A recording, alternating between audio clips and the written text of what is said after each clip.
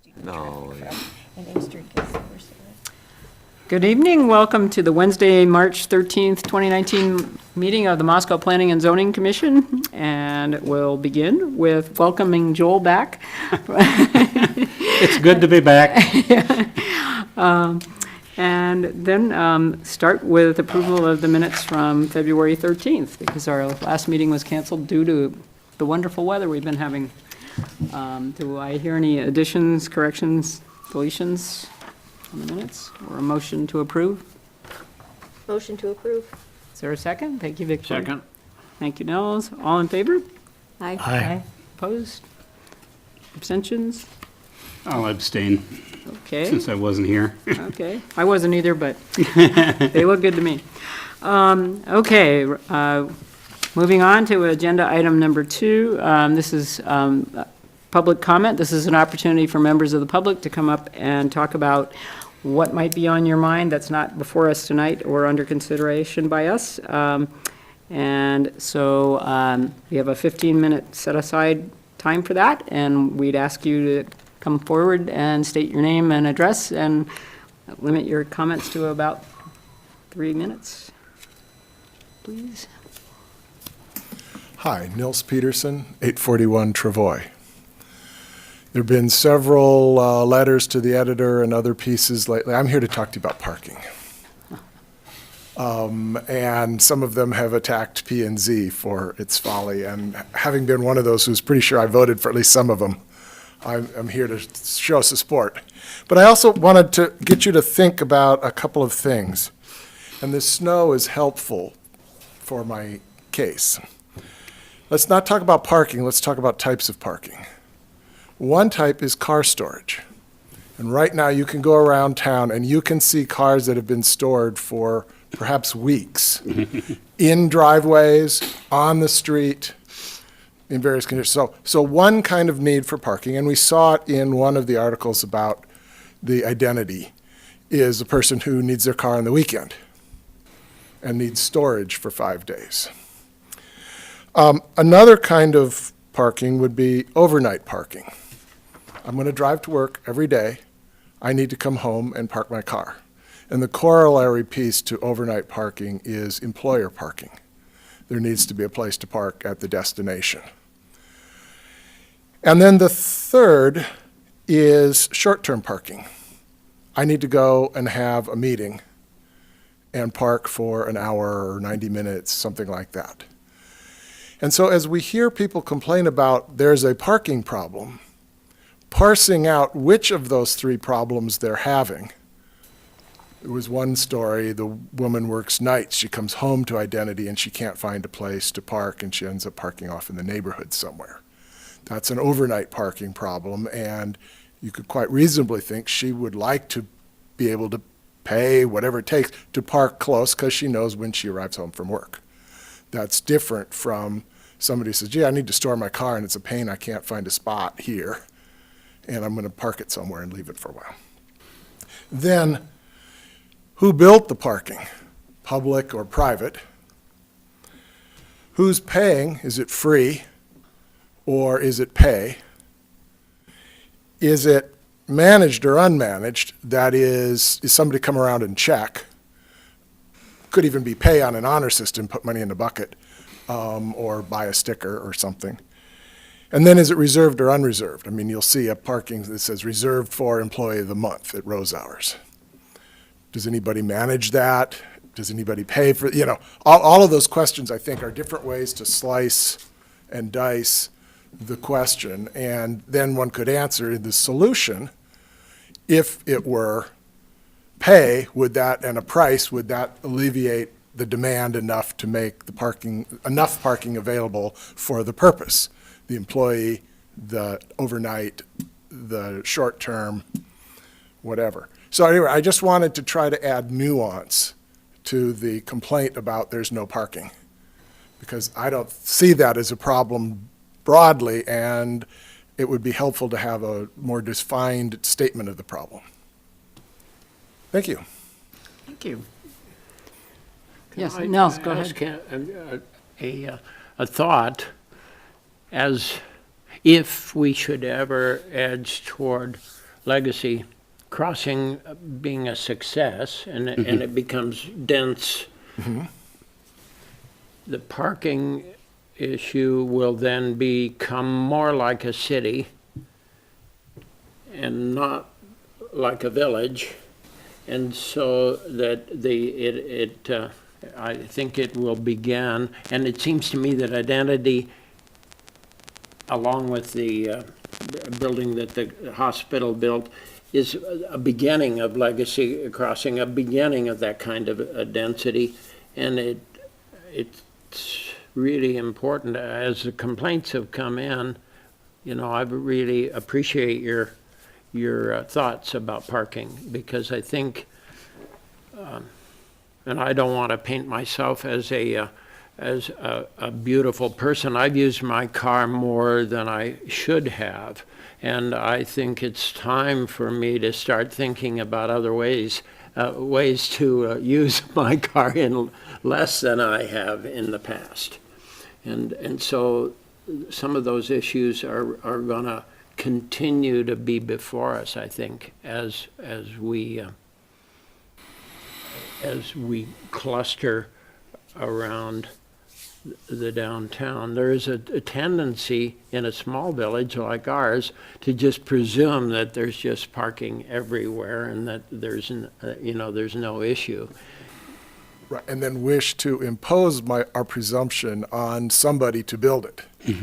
Right. It'd be one thing if Right. it was zero cost to create, but it costs us land, which is an opportunity cost, and it costs us dollars, whether it's public or private, that is creating it. And I think the other contrast, just to follow up on the big city versus village,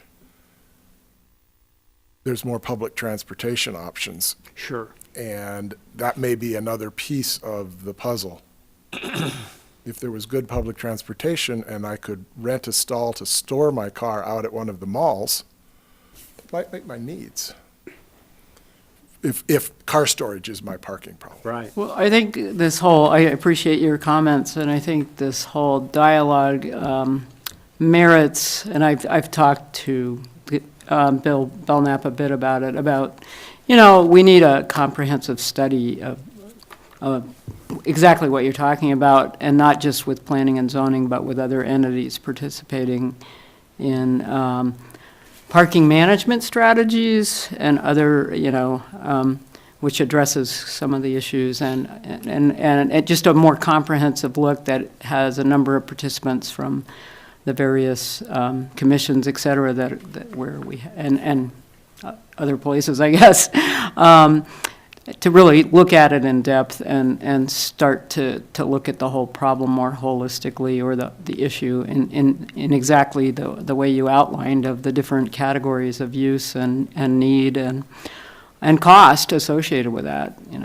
so. When you say parking district, it reminds me, I got involved with the Unitarian Church as they're at a point of trying to think how to expand, and then parking looms its head on their current site. Do they move out of this cultural district up here and go to the edge of town somewhere? It's one option. Right.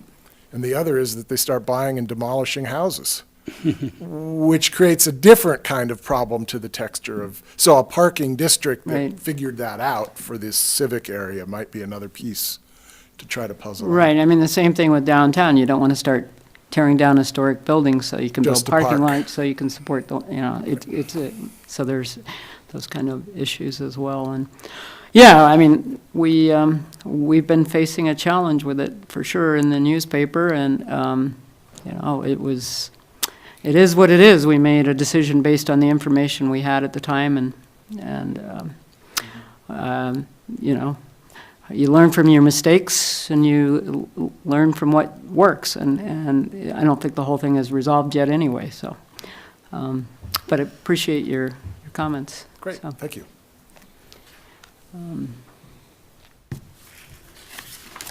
Anybody else? Okay.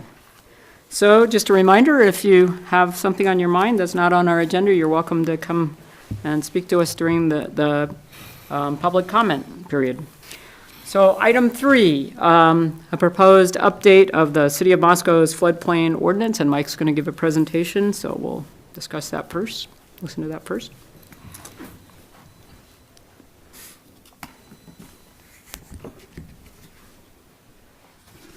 Thank you, Madam Chair, Commissioners. So before you today, we have a public hearing, and this is the ordinance that we've been working on for the floodplain that we're amending slightly since the really full overhaul in 2015. So just to recall, we've got the 200-year floodplains through the city, Paradise Creek and the South Fork of the Palouse River to the south of town. Really, our flood hazard chapter, Chapter 5, just regulates the 100-year floodplain and the floodway through the city of Moscow. So provides us with methods for reducing flood loss, and then it goes through the zoning administrator or the floodplain administrator's duties in pretty much taking into consideration the code and enforcing those regulations. There's also an appeals and variance process that's outlined at the end. And we have standards for new and substantial improvement. Substantial improvement is typically 50% or more of the value of the structure at the start of the construction. And we cover residential as well as commercial construction. And so what happened in 2015, Idaho Department of Water Resources ended up taking a look at a lot of ordinances throughout the state. I think they reviewed something like 50 ordinances. And they work with communities to meet NFIP requirements and make recommendations to FEMA.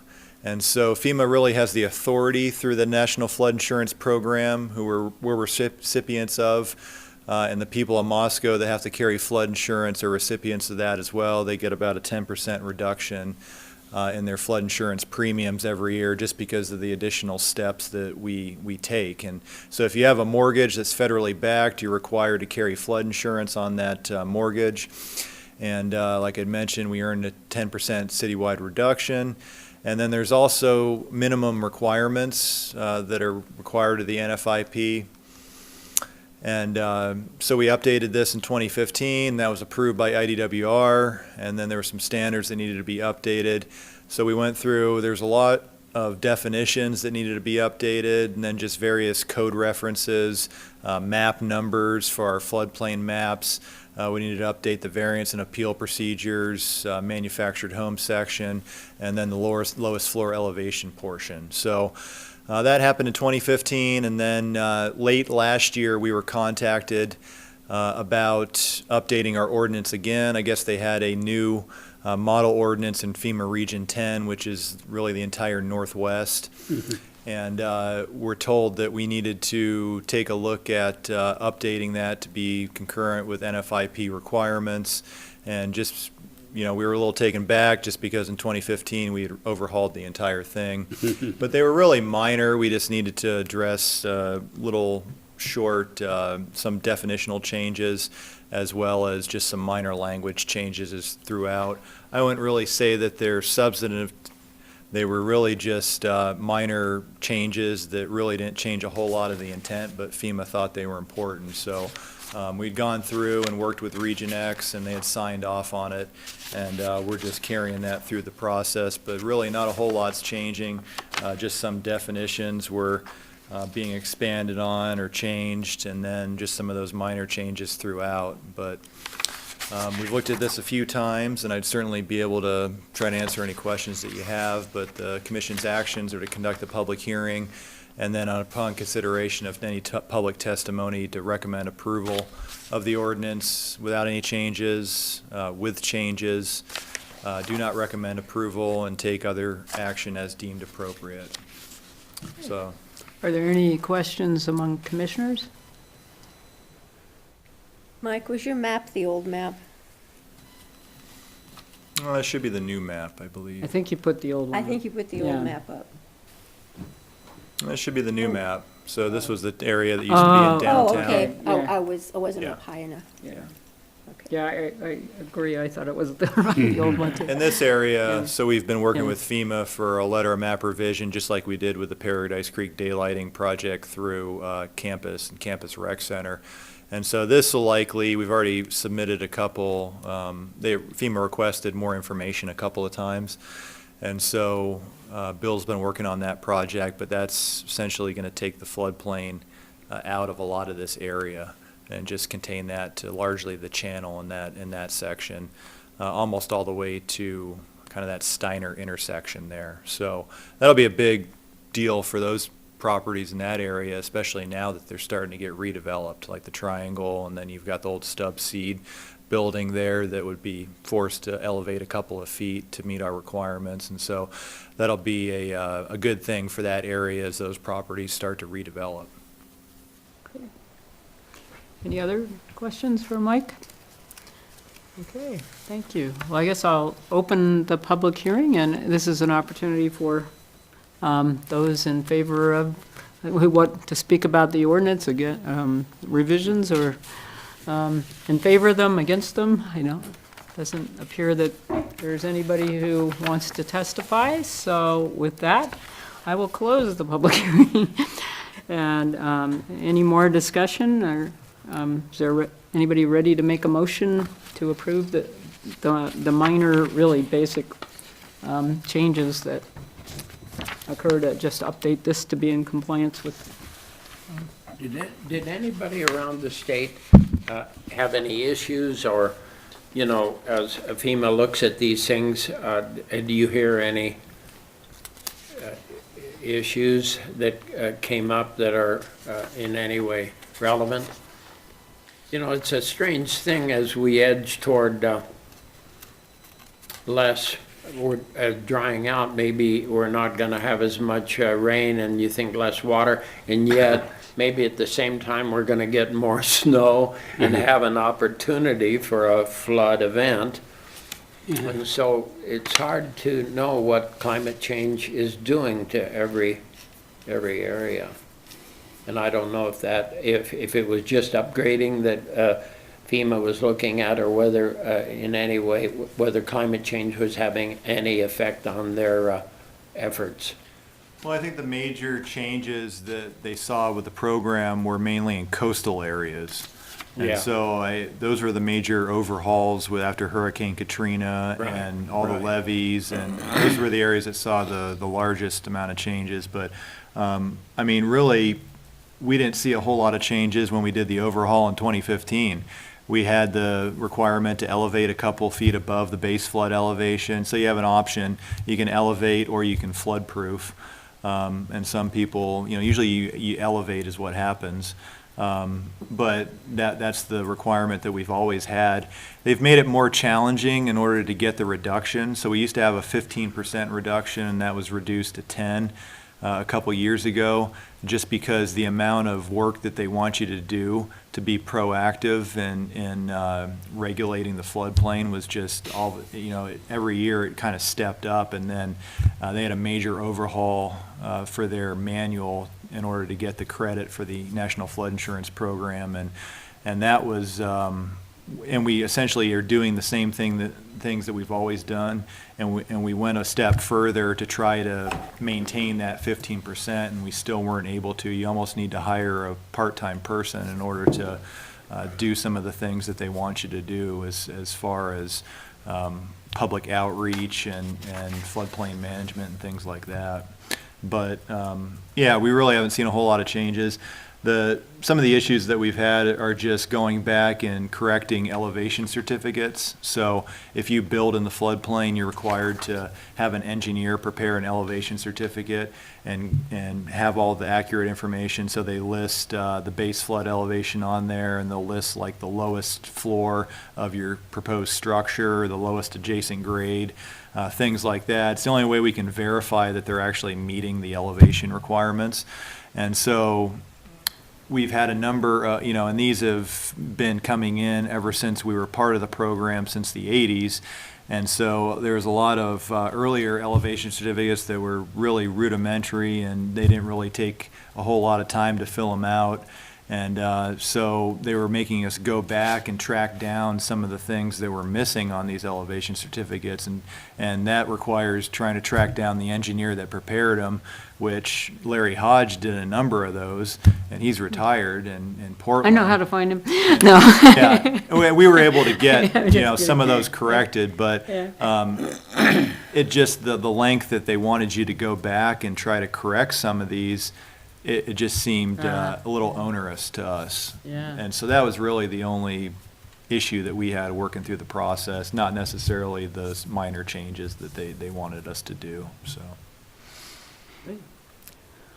Other comments? Do I hear a motion to, Motion to approve the ordinance. is there a second? Second. All in favor? Aye. Aye. Opposed? Abstentions? Okay, well, thank you, Mike, for your work on that. And now we have item 4, which is a review of the potential changes to the recreational vehicle park ordinance.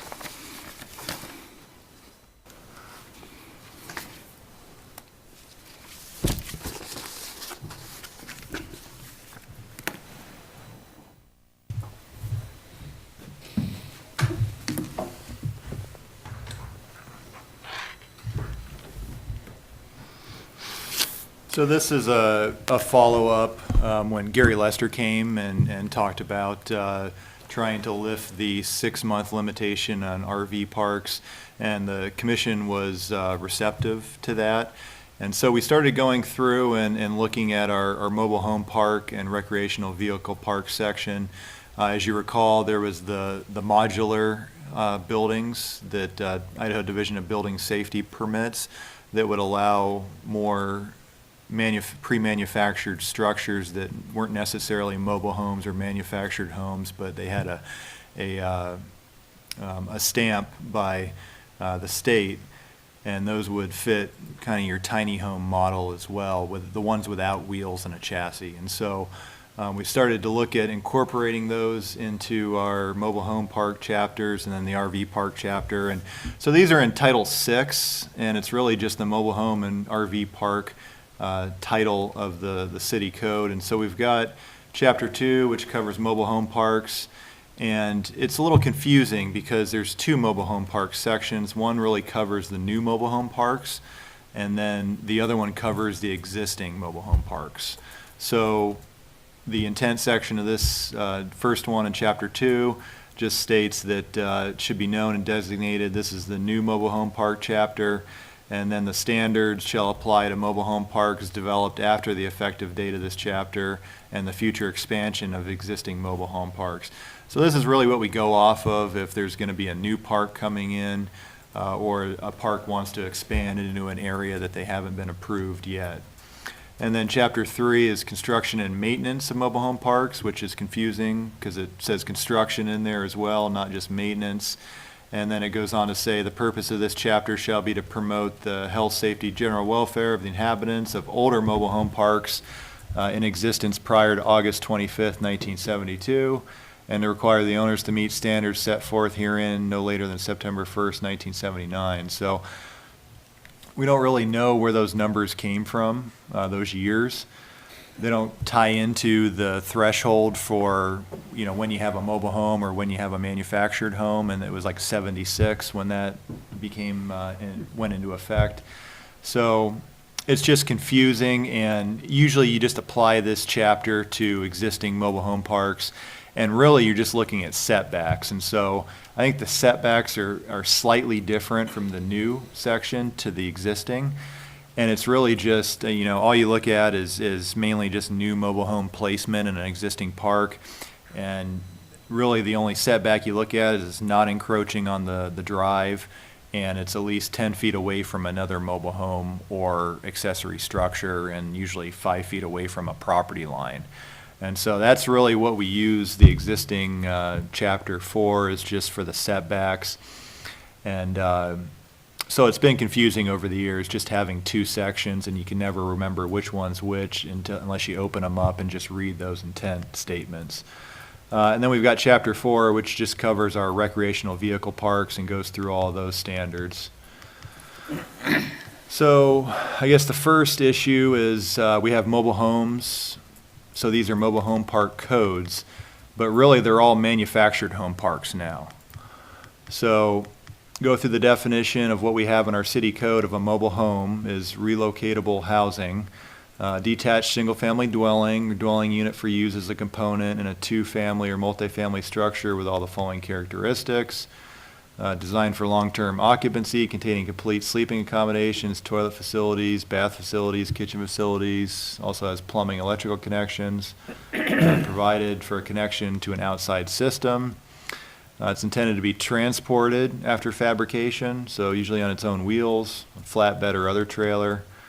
It's built to arrive on site where it's occupied as a dwelling unit complete, including major appliances, ready for occupancy except for minor incidental unpacking assembly, located on foundation supports or integrated into prepared structure. And then it points you to Idaho Code, Title 39, Chapter 41, as amended from time to time by the state legislator.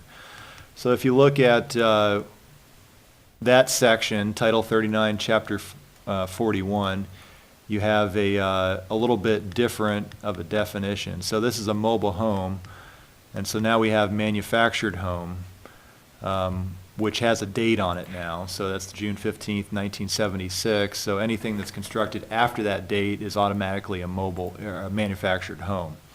So it has to be in accordance with HUD standards and similar language about transportable, one or more sections, usually 8 feet or more in width, 40 feet or more in length, 320 or more square feet, built on a permanent chassis, used to be a dwelling with or without permanent foundation, so it has kind of the same language that we use in mobile home park definition there. And then they have a definition of mobile home as well. So factory assembled structures generally constructed prior to June 15th, 1976. So it really all just depends on that cutoff date. And really you just run into an issue because I guess it's not HUD certified prior to that date. I think in 76 is when HUD started certifying the manufactured homes. And so you can't move a manufactured home, or I guess you can't move a mobile home into a manufactured home park if it's manufactured prior to that date. You have to get it rehabbed. So that goes through, and sometimes some are more extensive than others. You know, a lot of times it takes redoing all the wiring and maybe the insulation, and then you have to get it inspected by HUD in order to have a stamp, in order to move it in there as it's a rehabbed mobile home that's allowed, you know, I guess declared a manufactured home at that point. And then we've got what we talked about before, the modular building. Anything other than a manufactured or mobile home is really what that says, and Division of Building Safety inspects those after they're pre-manufactured on site. So this is just so it's clear. So we've got mobile home constructed prior to that date, you know, has to be rehabilitated to HUD standards prior to being installed in a manufactured home park. You've got a manufactured home constructed after that date. Of course, if it was constructed after that date, it's in accordance with HUD standards. And then you've got the modular home. So any pre-manufactured building component other than those mobile homes and manufactured homes, then it's inspected by DPS. So those are kind of our three more permanent structure types that you're going to encounter in a manufactured home park that our current code really doesn't address. It's titled mobile home parks, should be manufactured home parks, and it throughout the whole language is mobile homes. Although it does point you to the state code, which you have to dig and find what the requirements are. So, and then we go through our recreational vehicle chapter, and then we'd gone through this before, you know, really just a unit designed for temporary living quarters, mainly for recreation, camping, travel use. Some of them have motors, or they're mounted or drawn by another vehicle, and then they go through camping trailer, motorhome, travel trailer, fifth wheel, truck camper. So chapter 2, I think the proposed changes there, we'd go through and probably need to update the title to manufactured home parks and get rid of the mobile home parks.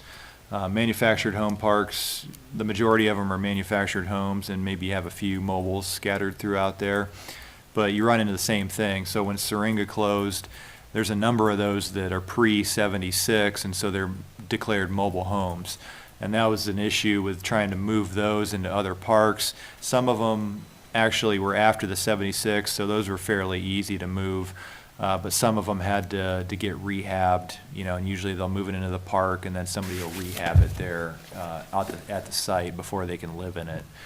So that, so we really need to, change the title, update the definitions at the same time. So look at the state's code, probably insert that language for manufactured home. Mobile home needs to be amended so we don't have that date in there, and it is fairly consistent other than that, so update the mobile home definition. Modular home needs to be inserted as well. And so that is our, that would be our change to allow some of these tiny homes within mobile home parks, mobile and manufactured home parks, would be insert the definition of a modular home. And that would allow these pre-manufactured tiny homes. So it'd still have to be certified by DBS, and whether or not they're on or off a permanent foundation. And then chapter 3, I think that just because of the confusing nature of having two chapters that cover mobile home parks, I think we'd just try to integrate those existing park requirements into that chapter 2. And get rid of chapter 3. And then RV parks, so we talk about eliminating the 6-month stay limit, and really that's, I think, maybe the only change that we'd see there. We'd have to take a look at the size of some of the RVs to see if that would still accommodate tiny homes on wheels that would go in there that would be declared RVs. But those would those would really be the changes that we look at incorporating into an ordinance. So gets to be a little messier just because we've got, you get into those chapters that haven't been updated for a number of years, and you want to go in there and just correct some of the issues that you've got. Once you start changing a few things, you really just need to make the rest of it consistent with state code is really what we're going to be doing. So. I do have a little question. Have you talked to several of the other mobile or manufactured home parks? Are other people in concert with the gentleman that came in to talk to us at his? Are other people concerned about the same thing? Have you heard any other input, I guess, is the point?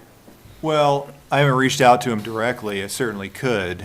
Just over the years, Robinson's Parks, I know it's changed hands a couple of times. Right. But they've inquired from year to year, typically about if they can have a RV in there or not.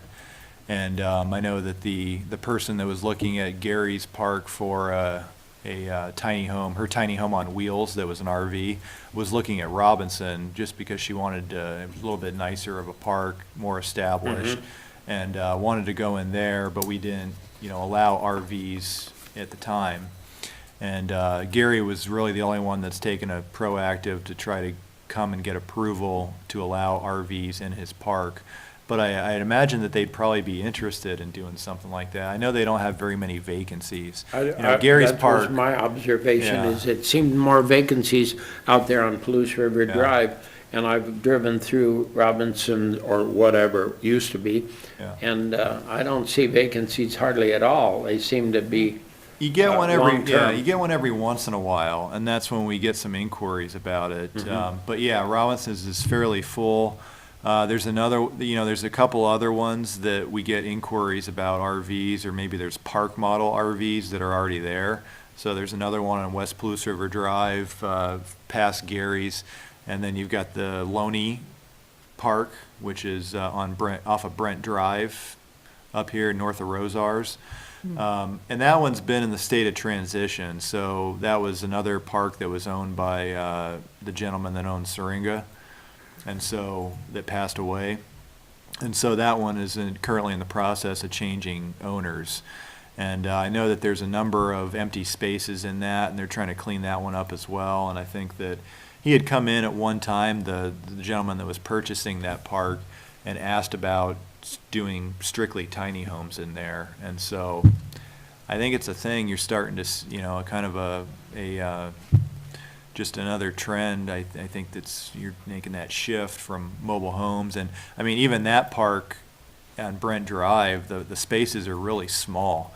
And How big are it's those? hard not Yeah. to get to be able to envision a large single wide being able to be moved in there. I think they're smaller than some of Gary's spaces that he has that he's looking at RVs going into. So just really talking directly and having Gary come in to talk about it is the only mobile home park owner that we've had come in to talk to us. But yeah, we get these pretty frequently from just coming into our office looking at having the RVs or tiny homes located in their park. So we do get a bit of interest for it. So I recall Gary mentioning, it's not just the size of the lot that's really small. It's the inability to have enough street and space to bring in a bigger structure and move it in there, because they're not designed for the bigger ones. Yeah. Yeah, we had the Brent Drive one. They had a really large one that got moved in, but it was at the very end of the loop, and you could easily back it in. But I mean, that thing was maxed out up again. They have a circular kind of a round drive through there, and it wasn't encroaching on the drive, but it was up to it. It was getting pretty close in there, and that was a standard mobile home. And the rest of them are quite a bit smaller, and they've been added on to, and some of them are hard to distinguish an actual mobile home's been in there, but I think it is. So, Mike, what do you see as the downside of allowing tiny homes in these places? Or do you see any downside? Well, I guess I mean, just aesthetics would be, maybe my issue, or maybe my concern. But you drive through a lot of the parks, and, I think in some parks it may be an improvement to have these structures come in. And, I think Gary had mentioned maybe, or I think Joel had mentioned at the time, somebody with a mobile home maybe not wanting a RV or a tiny home coming in and being right next to them. But, personally, I don't think it's going to be that big of a deal. I think it's going to be maybe an improvement to some of these parks by just allowing another option to go in there. And usually the tiny homes that you see are fairly attractive.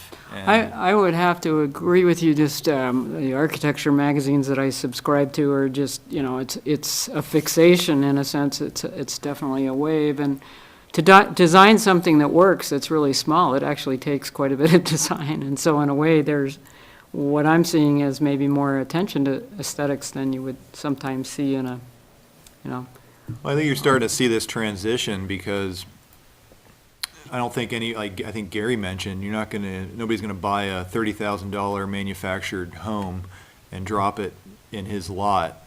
And I mean, I think you'd go put a down payment on another house and outside of a mobile home park, and you're just not seeing that. I think he's got a couple new ones there that he's having a hard time having people purchase or lease from them. So I just think you're seeing, starting to see kind of this transition from what mobile home parks once were to what they are now, and providing more of an affordable arrangement for, people with lower income or students going to school that, want to live in a smaller quarters and not pay as much and not be in so much debt, and just give you a different option than a mobile home or an apartment. It gives you your kind of private space without being in an apartment that would be of a similar price range. So I think it's just another option for people, and I don't really see a whole lot of downside to it personally. anybody else have any comments? Or you just, you're going to keep what's Yeah, your I think schedule we've with this? we've got an ordinance from legal, and still start to make some changes, and I think we'll be able to have something to hand out at next meeting, so we can And take a look then at a it. public hearing Yeah, sometime and then in we can April get or it, something? get it queued up, and Okay, thank you. All right, item 5, which is subdivision code review.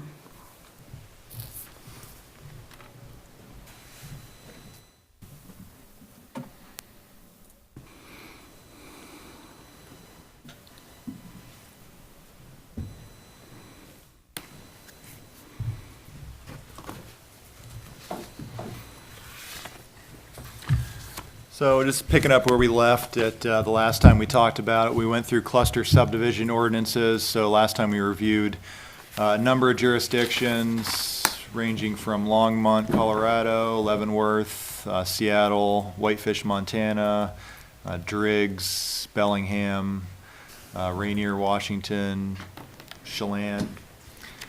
And so there was some common contents of a lot of these codes, zones permitted, uses permitted, minimum maximum size of the entire development. Some of the jurisdictions, declared a minimum, had to be at least 2 acres in size before you could do a cluster subdivision. Some restricted the maximum size of a development that you could do. A lot of them had individual lot size width requirements, setback requirements, and then open space requirements. Usually setback, open space, lot size, width were really the common theme between all these ordinances. And then some of them had landscaping adjacent to other subdivisions. We talked about kind of the idea of, doing this in a table form. And then we had our bulk and placement regulations table that we were talking about trying to incorporate cluster subdivisions. So, maybe put it in this format where you have all the different uses, and then have it be integrated there, clustered, traditional, planned. I think what we ended up deciding would be the best would just be to have a table, so similar to the bulk and dimensional standards, only with the different subdivisions types. So that's what we've been working on. So we've got cluster subdivision, and then it goes through, kind of the zones that I think you'd anticipate. So that sets the zones where this would be allowed. And we could certainly talk about if there's any other residential zones where you think it should be expanded to. We've got ag forest, which is just largely in the county. And we've been trying to get rid of all the ag forest zones in the city and rezone those to a different designation. And so we'd be left with maybe farm ranch is the only other zone that wouldn't be included on this list, which acts kind of more of like a holding zone. So we thought that, really just going through suburban residential all the way through residential office would probably be appropriate for cluster. And then we went through, and these are the minimum lot sizes. And a lot of these are reduced by a percentage. Suburban residential is an acre right now, and we reduced it by about half. R1, these are a lot less, so this is maybe around 30%, 33%. So R1 is 9,600 square feet. R2, normal lot size, is 7,000. R3 is 6,000. And then R4 is 5,000, and RO is 5,000 as well. So got a little more aggressive with the R4 and RO with the 50%. And then going through minimum lot width, kind of same thing, really just took maybe like about 30% off of that requirement. Suburban residential, I think actually that was around 100 feet in width. R1 is around 80. R2, I think, is around 70. R3 is 60, R4 is 50, and RO is 50 as well. So dropped it by about 20 on a lot of those common residential zones. And then looking at the setback requirements, suburban residential had a pretty large setback requirement. I think it was maybe 35 feet for the front. And so a lot of these we dropped by about 5 feet all the way around. So R1's 15, dropped from 20. So R1, R2 are currently 20, dropped those by 5. And then R3, R4, RO, currently 15, and we dropped those by 5 as well. So a lot of these just really just dropped by 5. Rear setback, 5 as well. Actually, R3 through RO was 20 currently, so we about cut that in about half.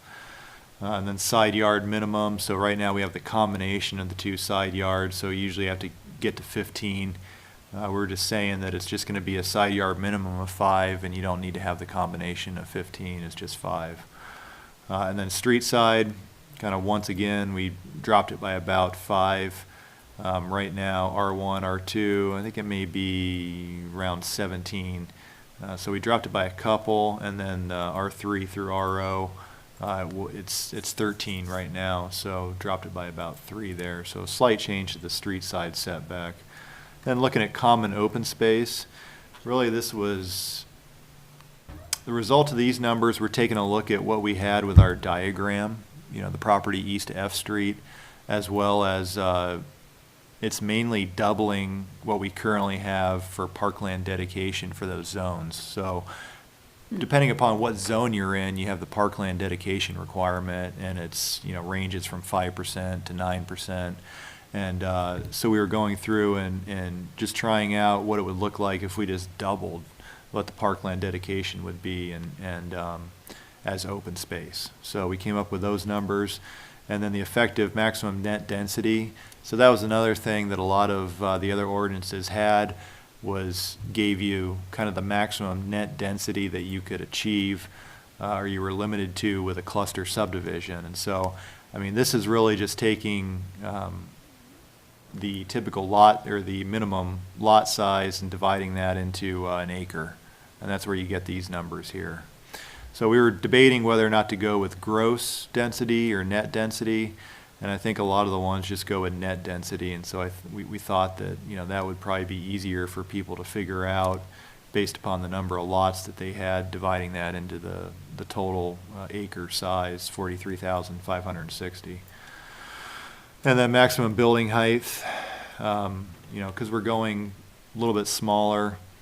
Lot sizes, we ended up, I think, just slightly reducing these by 5 feet, thinking that this is mainly going to be single-family detached subdivision. And so I guess that's another conversation we wanted to have was, do we see a need? I think when on the onset of this, we envisioned that this was mainly just going to be a way to achieve different scenario or different development scenarios for single-family subdivisions, but some of the other jurisdictions do range. A lot of them don't go above 2-family dwellings, but some of them are attached, some of them are detached for single-family, so that would be the twin home townhouse style.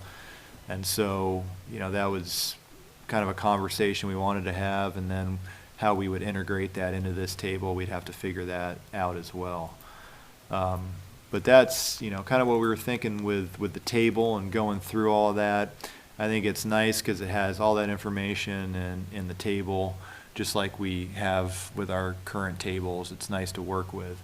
And so we're looking at our scenarios here with the cluster subdivision, where we're at. So we've got the net density. So we've got 41 lots, net density of 5.33 an acre, open space is around 12%. So we got to assume this is probably based upon our lot sizes, probably R2 maybe. R1, R2, somewhere around that range. It's about 5,000. Some of them dip slightly below 5, but most of them are around 5. You start to increase maybe over here. Of course, if you had all these which converted to these smaller lot sizes, you could get a number of additional lots over there on the east side. But taking a look at kind of what we had, so looking at R2, the net density, we went down to here, it's 8.7. So this is 5.3, so they could actually, that would increase if they increased or reduced the lot size on a lot of these lots over there. And then open space with this scenario is somewhere around 12%. What we were coming up with is a requirement to have 14%. So it'd be a slight increase in the open space over in this area, and then we'd have a little bit of an increase in the number of lots that you'd be able to get over there. So I think we're about in the same range as, just based upon this scenario and what you'd look at getting, what you'd look at the outcome as being, if you were to do, a cluster type development. Michael, how do you get to those back lots? I mean, I was the wondering that large too. lots. I mean, we can't necessarily just presume where a street is, but I don't get it. I don't see how you can pack those two side by side. Well, it's just, I guess, the anticipation that there'd be another road over here and the subdivision would continue, I think was Have the. to show it, I think. Think was the idea, that it ended up being over Somebody there. else is gonna pay for the road that goes by, that guy's, R1 lawn?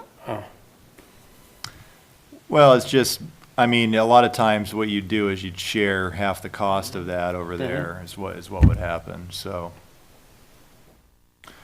I mean, it's more just trying to envision a cluster subdivision and still having, maybe less roads, but still having a larger number of lots.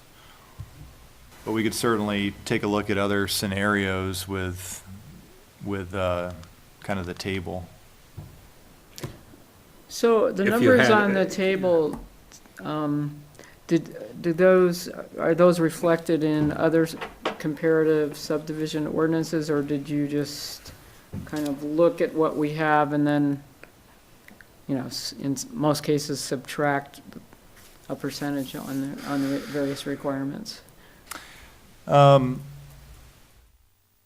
lot of these are based upon taking a look at these scenarios, and then trying to figure out what percentage reduction or increase for open space it should be. So we looked at mainly just doing a percentage off of the lot sizes, and then for the open space, doubling that and seeing where we landed. But we looked Add at, it onto the, Yeah. take it off the lot and put it in the common space. yeah. But we looked at just comparing it to those other cluster subdivisions that we reviewed. A lot of them ranged, it was kind of these wide ranging depending upon how rural of a town or county you were. But they were all about in that same ballpark as far as the lot sizes and the percentage of open space. Some of them went higher in open space just because they were more rural. Some of them, I'd say the average is probably 15 to 20. We could maybe look at increasing the open space. But we're going pretty small as far as these lot sizes, especially R4, which is 50% of what our current lot size is, but. Well, of the ones I've seen in Montana, like in Kalispell, and Kalispell has quite a few. I guess I haven't seen the one in Whitefish or what the result is. But it seems like in most cases, the open space is really central to the development. And I'm just wondering if we need to lean towards, I mean, in a way, when it's off on the edge, everybody's all packed together, and then it's this open space over here. And maybe it's just because it's diagrammatic, but it doesn't seem to be moving towards being integrated within the community unless it's, part of a river corridor or something that, the next development would take that same green belt or whatever you want to call it. And I'm just wondering, did you see anything that has any requirements on what the open space actually needs to be? Because I guess what I worry about is the developer just says, okay, we can't develop this anyway, so we'll just call this open space and cram everybody more together. I think we need some quality control in how the open space is set up.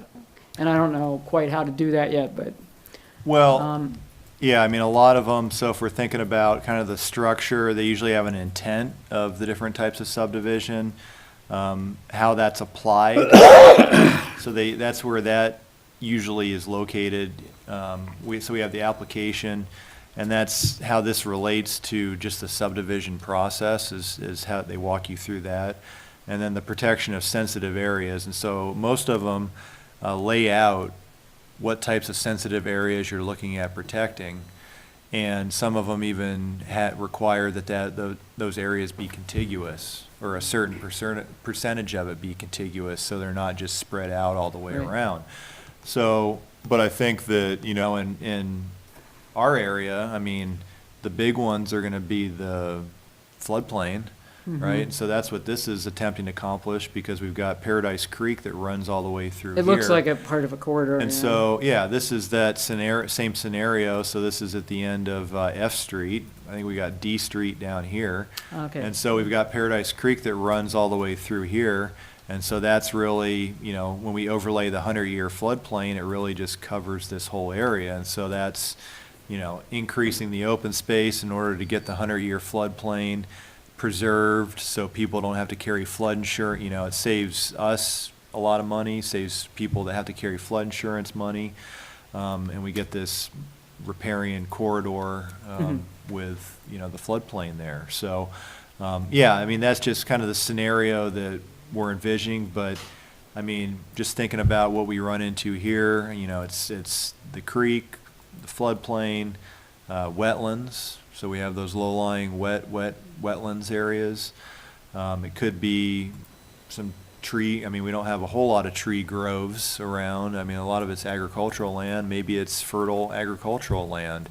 And it's steep slopes. We've got steep slopes as well. And so all of those are kind of natural features that you see time and time again with a lot of these ordinances. And so I guess So you that would haven't be. seen access being required? I mean, you know, like boardwalks through the wetland or, Yeah, I mean, some of them give Standard. density bonuses for requiring, or not requiring, but they give density bonus for providing, like amenities such as pass through those areas. So that would be the question. You know, typically the way our park development happens is that the subdivision developer dedicates the parkland and then the city develops it. So that'll be a conversation we'll have to have with the Parks Department about yeah. what does this entail? I mean, what kind of management scenario do they envision with, you know, these larger natural areas that they're not going to want to put I mean, they're not Right. intended to be Play sodded fields. Yeah, and have a playground in the middle of them, Right. which is our typical. Right. So we'll have to have, a conversation with Parks about how they want to handle these. And that, yeah, I mean, it's going to be the conversation about what we want to preserve and whether or not we want to leave it open to other natural features that somebody wants to, that, you know, that may come along that we hadn't thought of. I mean, a lot of them are pretty specific, but then some of them, you know, leave it open-ended to say that, and other natural features that, you know, maybe the commission determines are worth preserving. Okay, thank you. Other, But we could look at other, other scenarios other than that. I think it's just, that's probably the one that's most realistic, just because as we start to expand, I mean, Paradise Creek just ends up going, you know, from the northeast there, and I think that's one of the most logical areas that we're going to be expanding in the future. And so I think, you know, with that and the steep slopes, and I know that we have some wetlands areas over there as well, looking at, preserving those. Some of them have tree groves. Not a whole lot of trees on all of our rolling hills, so, or it could be wildlife habitat too, you know, whatever somebody, you know, figures out that they want to preserve, so. okay. And then traditional subdivision, so this would be the idea. You know, we've tried to find some good examples of traditional subdivision ordinances, and we found a few.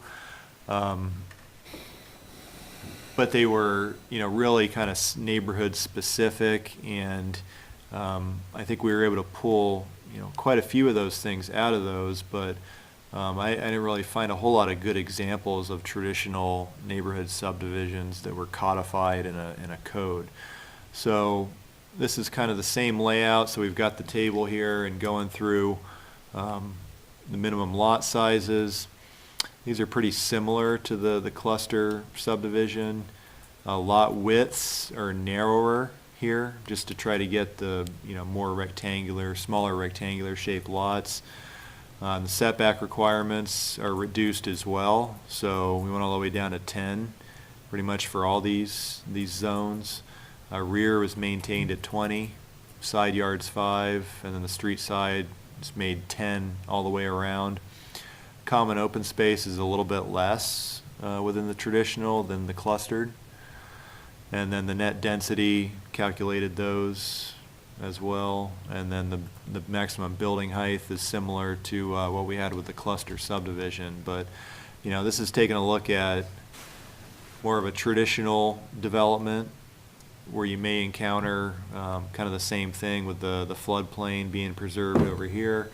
The increase, you do have increase in net density, but looking at kind of the lot sizes here, we're around probably R2 or R3 category, and the net density is coming in at about 6.45 dwelling units an acre. And so we're, a little bit, I guess it's a little bit less than, this would be the max. So, they'd be able to go denser than what you see here. And then the open space is coming in around, 11, 12%. So they're actually exceeding what we would say is what the minimum open space that's required. So they'd be able to reduce the open space and increase the number of lots that you see on there for the traditional development. And then this was our conventional, just so you can get an idea of, what the standard is right now. So if you were to go back to so in a sense, most of our blocks, say in Fort Russell, are, I don't know, between 250 and 300 feet long, and that seems like between intersections, that's about what you've got? Yeah. Yeah. Because I would think frequency of intersections is something that emulates sort of the natural, or the platting that we have in our traditional neighborhoods, would make sense in terms of where how frequent the intersections are, how long the blocks are. Yeah. For emulating that. Yeah, and I think that'll tie into our street standards. A lot of our current street standards are more subdivision street standards. And so, I think our standard local neighborhood street is 28 feet wide, and that's 2 travel lanes with parking on one side. So that's assuming 2 10-foot travel lanes and an 8-foot on-street parking on one side of the street. That's about as small, I think, as we have in the street standards. I think I was measuring my street, which is 7th, and I think it's narrower, there's parking isn't it? on one side of the street, and there's 2-way traffic, and I want to say it's 20 feet wide. Yeah, and my street is definitely small. And that's more, Yeah. that's kind of the more of the Yeah. traditional neighborhood that you envision. And Slows it's- people down. when Yeah, you it slows people down, but Yeah. fire, a lot of the wider streets are driven by emergency service requirements and fire trucks and not wanting that. So I think that maybe is part of the conversation is looking at the streets. Because if, I don't know if it does a whole lot of good if you want to do a traditional neighborhood development, but you have to put in really wide streets in order to do that. It just doesn't really fit with a traditional neighborhood design. Yep, I agree with that. So that was, just wanted to kind of talk through the direction we're trying to go in the subdivision ordinance that we've reviewed, inserting these different sections for traditional and clustered. But we'll lay it out and try to have something for you next time that goes through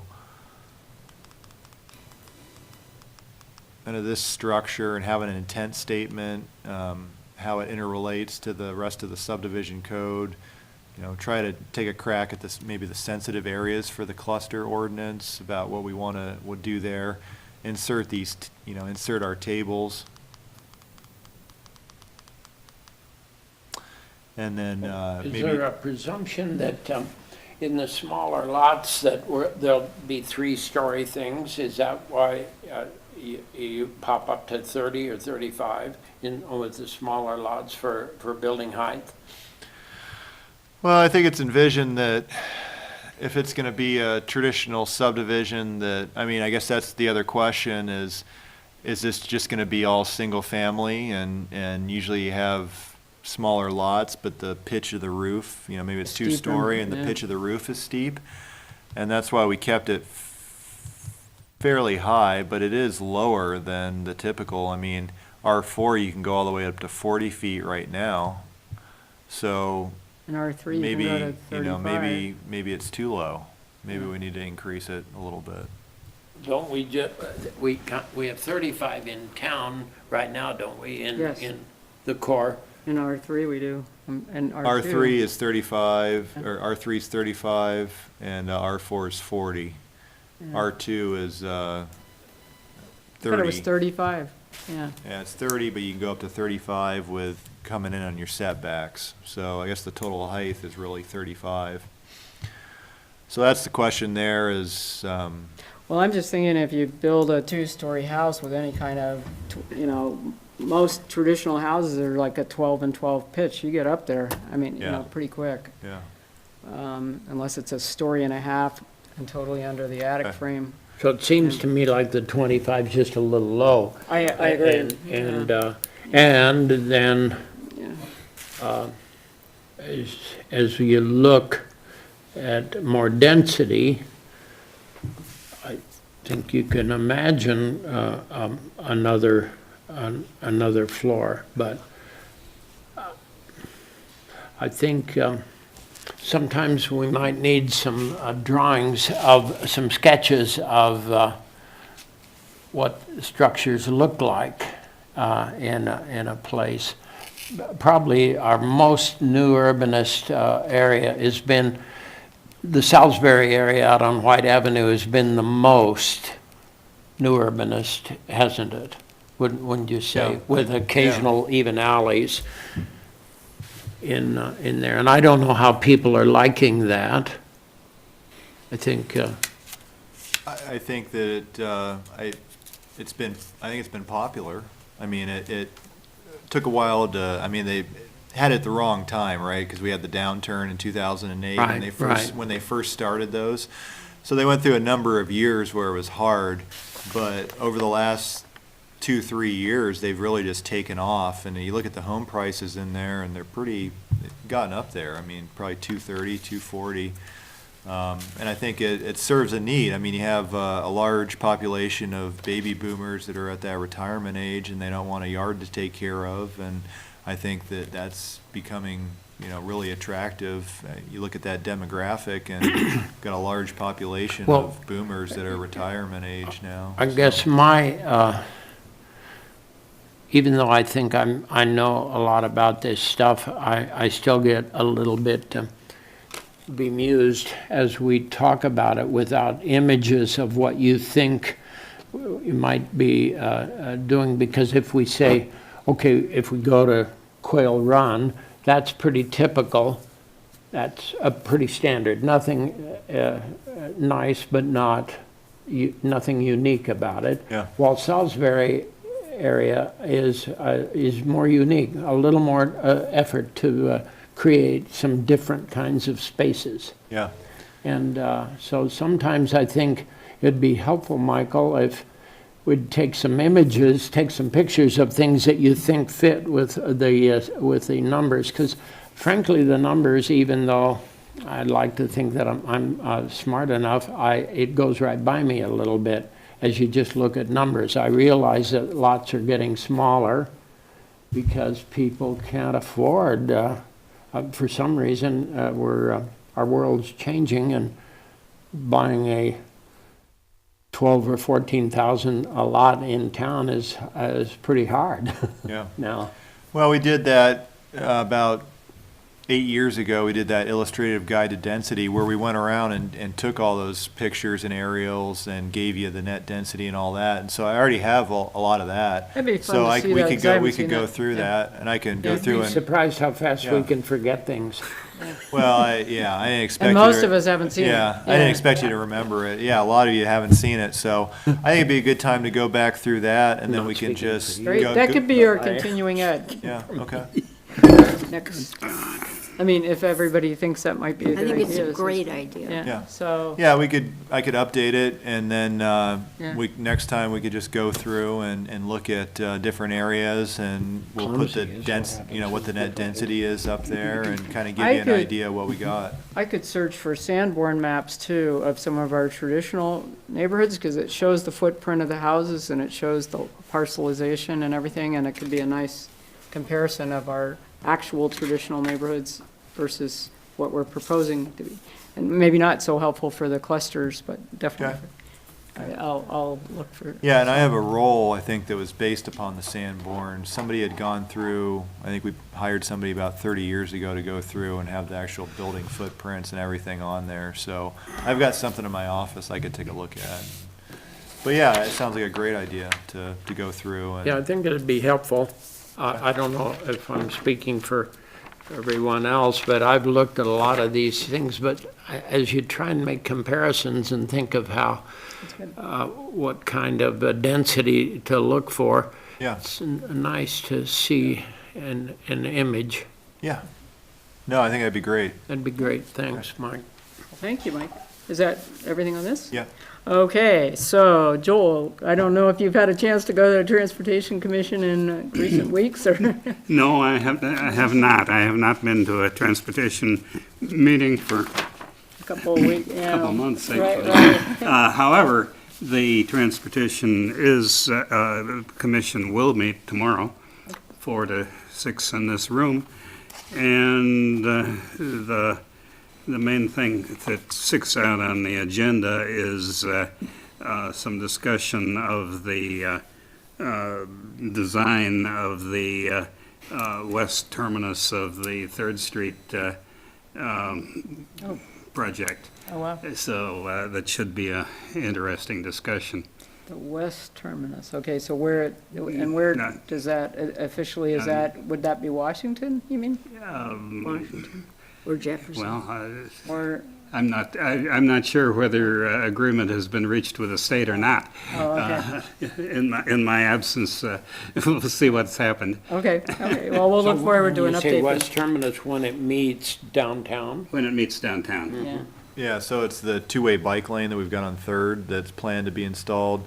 So they had left it open pending ITD's approval, so they didn't know whether to terminate it right here on Jefferson or terminate it on Washington, depending upon how ITD would let us merge it into, a traffic lane on Third Street right here. So it was still up in the air, and so we've gotten, I think, some initial feedback from ITD who's concerned with it, and so I think the conversation's gonna be what we do with that, whether or not we stop it right here on Jefferson, or we continue to Washington regardless of what ITD says, so. okay, well, we'll look forward to that in a couple weeks here. So item 7 is continuing education, and I guess I just threw out the idea of having, Yeah. I mean, how do you all feel about that? Having Mike show us some images from previous studies, I guess you said like 8 years ago. So I know probably just the two of you are the only ones who have seen them before. So does that sound like a good idea or do you have other proposals? Oh, you're talking about next time, not this? Well, just for continuing education and, for our plan, for the next meeting, I guess. If we don't have a lot on the agenda. Yeah, I could track, we could go through those, and then I could track down other ones and other examples, like seaside floor, Yeah. things like that, to maybe get images of that, what the density is there. I could track those down, and we could just bundle it together. Okay, I probably have a few back in the PowerPoints for urban theory too. Well, and I think it's important to look at the city, as we have time to do planning discussions to imagine where the growth is going to be, to get a sense of the kinds of things that you're looking for. It seemed like, we've used up, I think, lucky for us, we've used up the hills quite a bit here in the east. So we're looking out probably in some more flatter territory, which changes the way you might think about. I don't know if if you have a feeling of where the town's growing. You always just assume that we're heading toward Moscow Mountain is the way I always think about it. But I'd be willing to be deterred in that thought. Well, you have to also look at where the city limit, the area of impact and the city limits Right. too, and we're Yeah, right well, up against the boundary Yeah. in a couple. Well, a lot of it places. depends on Yeah. city services, Yeah. where Right. where you can tie into those and not have to pay to extend them, a long distance to be able to get them up there. That's Is why. there a map that reflects that we could look at? Just- Yeah. That would be great, Yeah. too, yeah. Just to have. It a re- sense you of know, what the you're majority of our services end at our city limits boundaries. So, but the big thing I think is going to be in the northeast area with Logos School. They extended all the city services up in that area, and so you have a lot of that. It's trail. A lot of it's trail property, trail family property. A lot of it's fairly flat, and so it could spur development up there if they're able to extend those services in that area. So. Yeah, I see that as a major growth area myself, and it's a lot flatter than the hills that we've Yeah. built in. So it wouldn't require us to have excuses for not doing some more thoughtful planning. The hills kind of get in your way from that.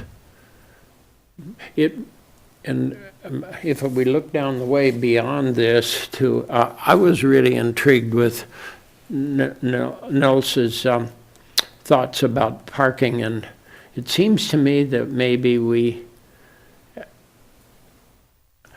I just am trying to imagine how our lives are going to be changed with this climate change issue. It seems to me that we all just nod our heads and act like, oh yeah, but it's not going to happen to me. The people in New York and down in Texas have to deal with it, but we don't have to. I think that's the way our minds go. But Nels keeps reminding me, he seems to be the little bird on my shoulder that keeps reminding me that I'm not being serious about it, and whether, so how we look at parking is intriguing. And that might be down a few months away, but I wonder when, will the time ever come in our town and in our campus when we build a parking structure? You wonder when that might happen. Will we never be able to afford that? Washington State, of course, has built a ton, quite a Or invest in bundle. more public transportation. Or how do we solve? I guess so I just throw out for long-term thinking that parking deal. Since this has come up with identity, I'm really anxious to try and be as wise as we can be about how to deal with those things, and because I think we had a good idea if the identity people managed their property the way I thought they said they might manage it, and I'm not sure they did now that we've looked at it.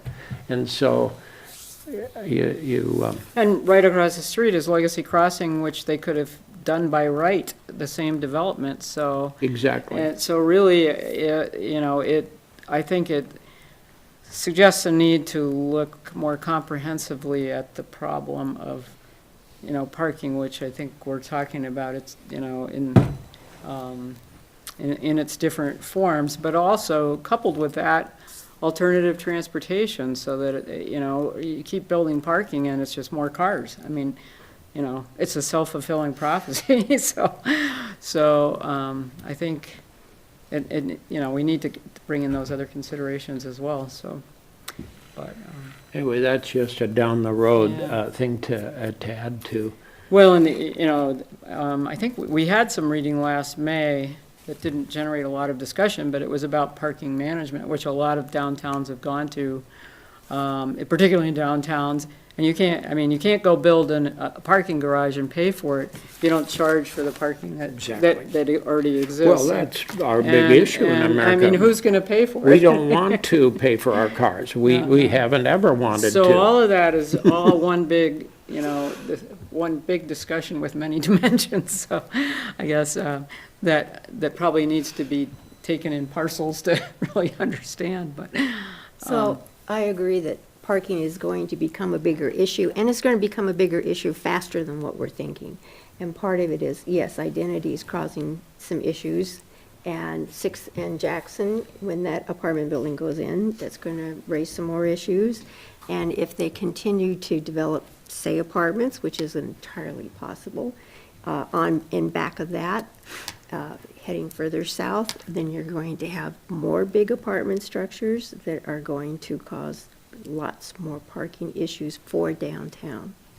And so, On the campus. and I think it could happen pretty quickly. I do think it'll come. You see that the Kibbe lot is got quite a lot of cars in it. A lot of students now park far out to not have to pay anything, not have to buy a permit, and then walk in. But the day will come when we'll probably somehow run out of a little bit of space. I used to bring this up with, I remember a couple presidents, 5 presidents ago, and presidents would tell me, not on my watch will we ever build a parking structure, and promise me that the university isn't going to waste money on a parking structure. Well, the university doesn't really have a parking problem. It's the rest of the town that does. I mean, they have a lot of land dedicated to parking. They do. Phenomenal amount. And until those parking. In as much as the university doesn't pay taxes to run the city, they have to, the community issue comes to bear as people park further and further away from the buildings that they go to. And Well, my understanding is there's some studying going on right now about community-wide capacity.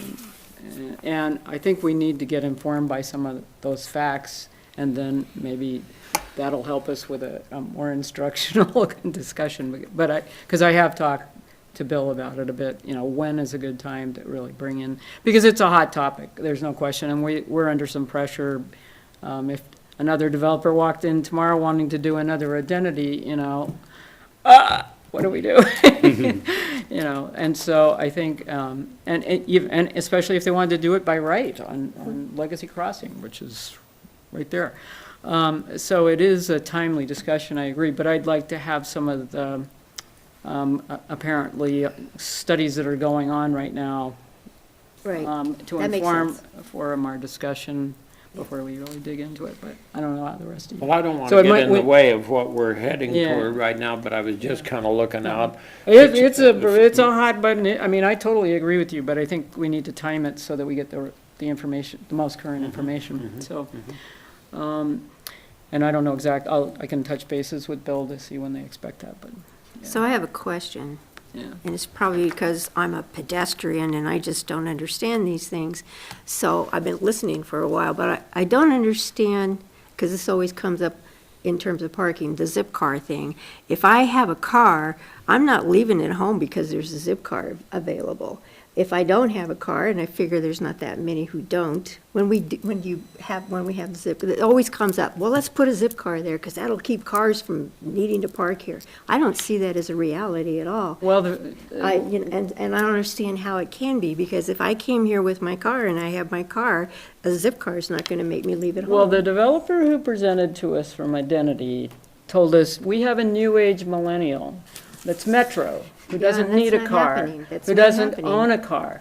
And that they would have, you know, they, in their other developments, have, in college towns, have a lot of clientele or tenants who do not own cars, apparently. And so they've been able, I mean, that's what they told us. But they told us, but And it's, you know, and the zip car was there for the times when you need a car. You know, I remember living without a car in college, and you had to get on the bus and go, you know, 25 minutes and get groceries and get back on the bus. And having a zip car would have been really cool. But you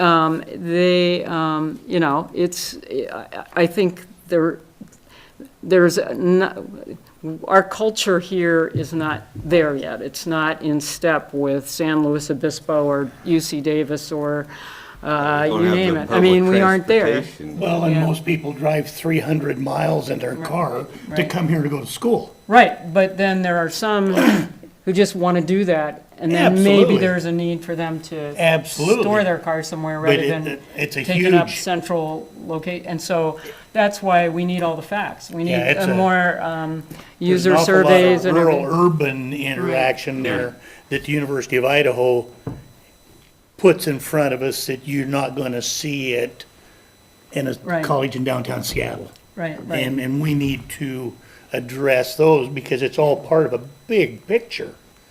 so what I see is if you require, like, Identity's supposed to have 2 zip cars. So all I see is that taking away 2 parking spots that somebody with a car might have used.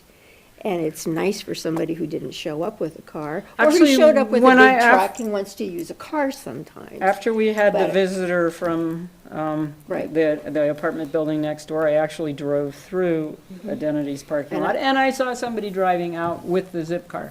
So they do get used. I don't know how often, you know, but we need those kind of facts. We need, you know, so that we know whether that's really, I want to know a if that viable zip car alternative. spot that's taking up a spot, if that's keeping one person, even one person who has a car, to make them leave their car at home. I think there will be people here who don't have cars. Or maybe a bunch of them want to get together and go do something, and we're not going to pile in my truck, you know, where a zip car would get used. But I don't understand or see, in my ignorance, where a zip car is going to keep a car home, which seems to be part of the selling point, is they won't bring their car because they can use a zip car. And I don't think that's true. It's just not what I'm seeing. And I don't have the facts. so I think it's a don't- false I don't- selling point, I think you just took up a space in a parking lot. But That- there's still a demand for 300 more. I mean, you know, it's, I don't know how many more. Well, but- that's another thing, but- is everybody gets excited Right. about putting a zip car in there, and it feels like, you think you solved the whole parking problem by putting a zip car in there? You know, because it's like, okay, we did something, we put a zip car in there, and it's like, what did you really No, do? it doesn't solve the whole one, but what we do know is that the university solves its problem by giving a big lot way over here that you store your car in for 2 months at a time and don't use it, because you don't need to. If you live on campus, you're in pretty good shape. And certainly people who live in the fraternities or the dorms can't possibly park close to where they are, not as close as the people in Identity. And so it'll be a struggle to educate ourselves. But I think many kids on campus just park their car in that big lot and leave it for at least if not a month at a time, at least for several weeks at a time, and not use it.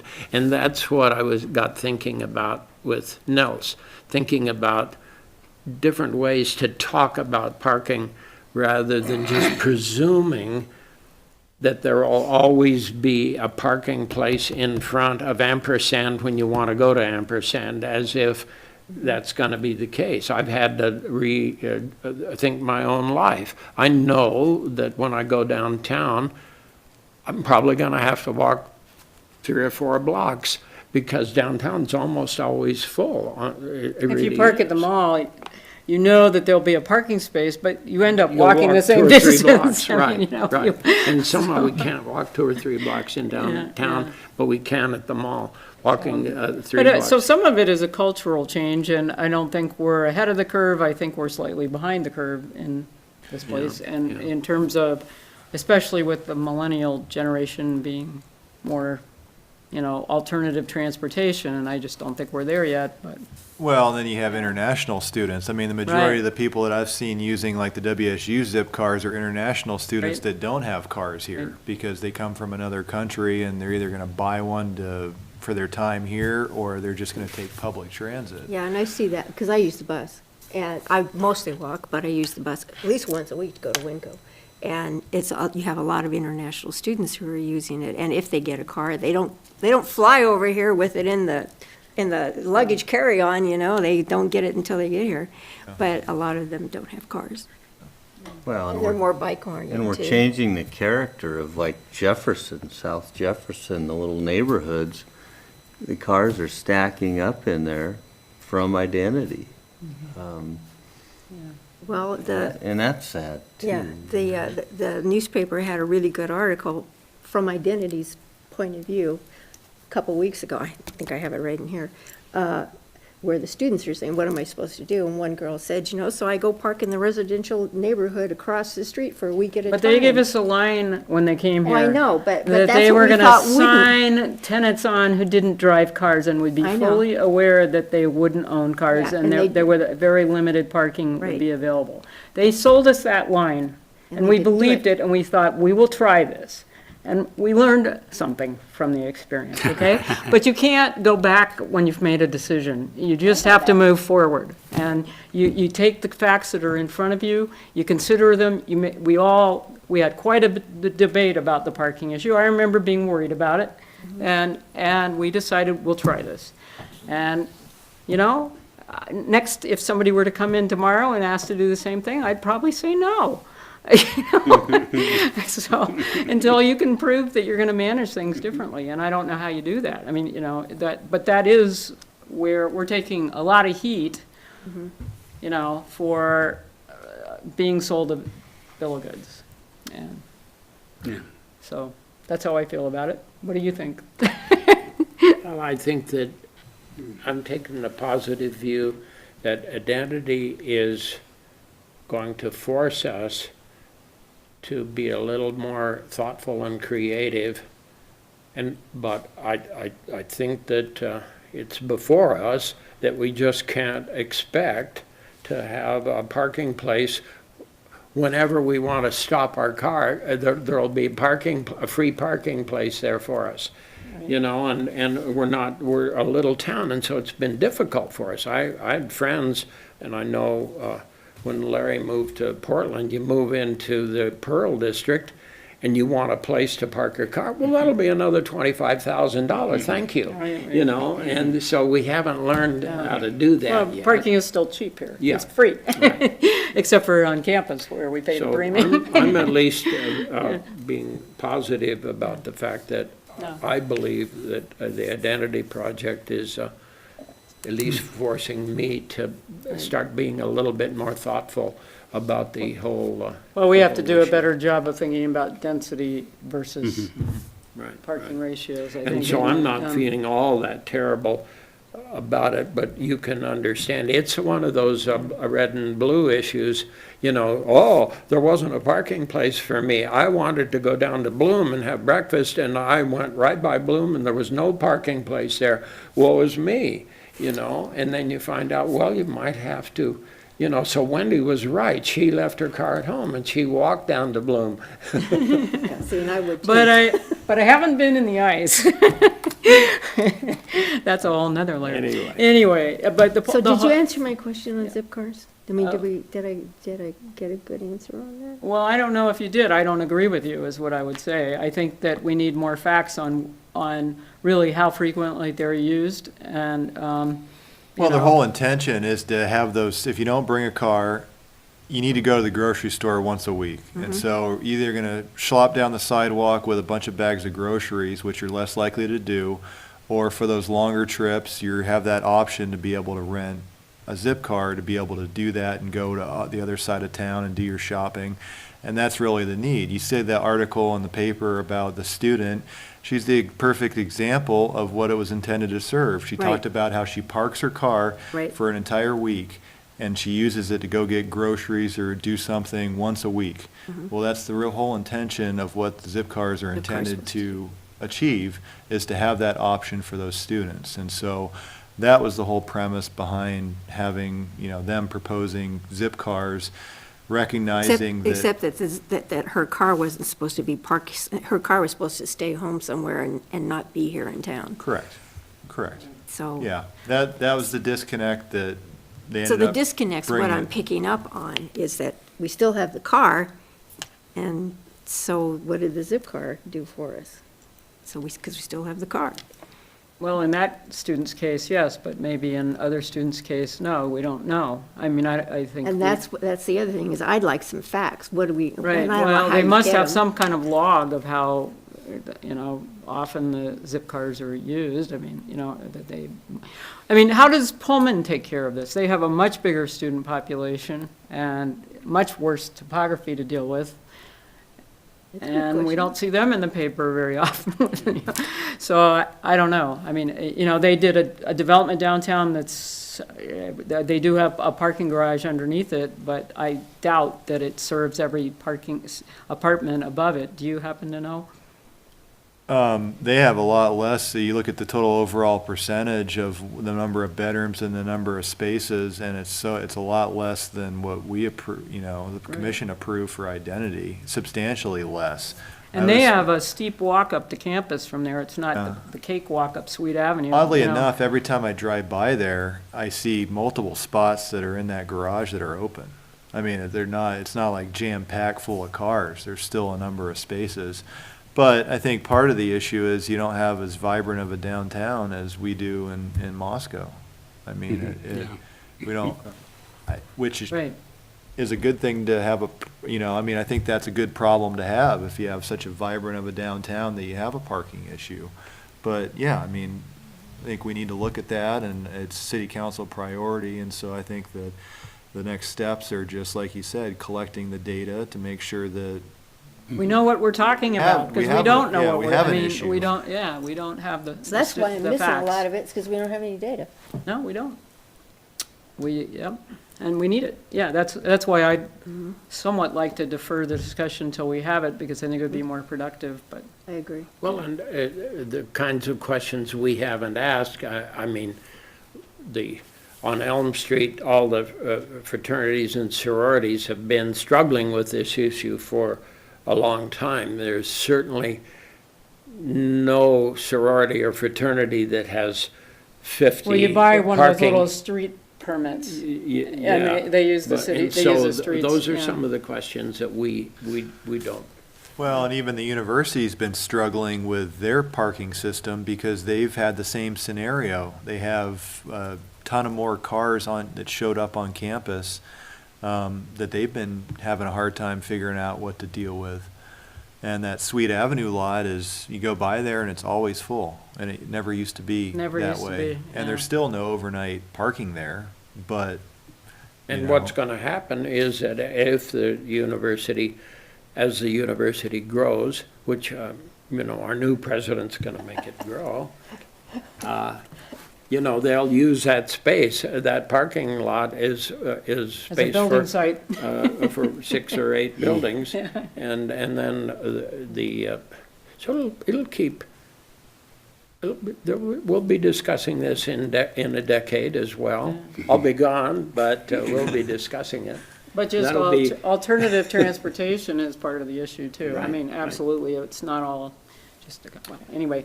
So, we'll do continuing education on parking when we have the facts, is that okay? Are there any announcements that's at the end here from staff? Because it seems like the agenda's kind of backwards from what it used to be. Maybe that used to be up at the front end, but there's Yeah. nothing. Yeah, Okay. it's our new system. Okay, so I have to adjust? Oh, my goodness. Okay. So I'm not sure where we're at this point, but the email that got sent out on the safety, Looking Glass Academy, the Vitruvian, in May, this workshop that got sent out to us. I signed up for it. I don't know what I signed up for exactly, but can you tell us more about it? And it came to us as being potential people for the workshop. And I talked to you, right? Yes, yeah, yes. And she said, good for P and Z. So, I'll have to take, honestly, I haven't looked at it, so I'll take a look at it. I Okay, can 'cause it's report May. next time. It's in May. Okay. but these things fill up pretty fast too. What is the date? I think I looked at it and I'm gonna be out of town on the date Let's see that. here. Okay, Monday and Tuesday, May 6th and 7th. Oh, So Monday, 8 to 12 is a basic overview lecture type thing, and then 12:30. And then 1:30 to 4, we're out in the field doing an audit, being taught how to do that, whatever that is. Tuesday, 8 to noon, we do audits kind of on our own or something like that. And so it all has to do with walkability, and let's see, where's some of the key words here? Walkability. I'm gonna start coughing here. Okay. Any other announcements? So I want to know more about it, so I know what I'm doing. Okay. And if anybody else is doing it. All right. I got another thing. Oh, and another announcement. Okay, go for it, Victoria. So in the paper on page 2, they always have that part on a year ago, on this date, X happened. We were planting tulips. And 5 years ago and whatever, so there was a 5 years ago and I wasn't on the commission. So I was curious, because they never finish it, there's always ... and, So 5 years ago today, Moscow Planning and Zoning Commission heard concerns from one of its members about the city's future level of water use. The city could begin exceeding its limit in just a few years, 2018. I know we've put that off a year or two because of our water conservation, because we would have hit it by now. If all currently available city lots are built out as the end of the decade approaches, which is approaching fast, and ... So, I was piqued. My interest was piqued. Oh, okay, what was this? What was all that about? Some of you were here. Just wanted a little bit more than the dots to fill that out a little bit. Well, I remember Nils gave a presentation, didn't he? About, or was it, Our most vivid water conserver is Nils Peterson, and he was, he brought it up often and with a fair amount of skill. and he was showing how we were tipping towards that Yep. capacity. Yep, 'cause on it's one been of the before charts. city I remember council, that, yeah, It's part of the PBAC stuff. yeah. Right. And I don't know when the grapes are going to be in the press for us. It's hard to say. It kind of depends on when water, you keep going down a few more feet and a few more feet, but there will come a day. It's a key reason, I think, why this town won't grow big, because we don't have water. I think, Lewiston just looks out there and sees water everywhere. We don't have that. So it continues to be a long-term issue for us. And I think inch by inch, there's a decision will come about doing water, but it's going to take money that this town doesn't have. We don't have enough money to do a sewage treatment plant, let alone get a water supply up in the mountains without Measurement. federal I know support. PBAC has their 4 alternatives that they're working on. Right. And so Huge amount we're of money edging involved. toward that, but it's so hard for us to talk about it seriously as long as we keep turning on the tap and it's there. Yeah. And it comes up But I think, periodically. I know that Niels has brought it up. before, occasionally you too. have some reason to get exhorted about it, just like the parking right now, because of identity. It's kind of floating out there in front of our eyes, so we talk about it and then we can let it go again. But the water thing certainly will haunt Moscow to the end of its days. Well, and there was talk about a reservoir system. I remember Bill Belknap gave us a synopsis presentation at some point a few years ago. Yeah, they talked about piping it up from the snake, and surface water reservoir is another option. I think that's probably the most logical one, is a surface water reservoir somewhere on the mountain, but. Yeah, they've got 4 alternatives out there. Right. So, well, I was just, So- we were right there in the paper, and, you know, the dot, going, oh, okay. Well, you're right, because every time we approve a subdivision, Public Works has told us that, yes, there's sewage capacity, and yes, there's water capacity, and yes, and we just have to take their word for it. And I don't know, without being water experts, how we do more than that unless, you know, I don't know. Well, it's really a regional effort. Right, I mean, exactly. we're all based on the same aquifer, Pullman, and. Yeah, and there's the agreement with Pullman, and, yeah. So you're right, it's another hot button issue, like, that's hard to look at from the dimension of a single commission, I think. But it's definitely important. Well, so now I know, Okay, so thank you. now I know what it was All talking about. right, thank you, everybody. So.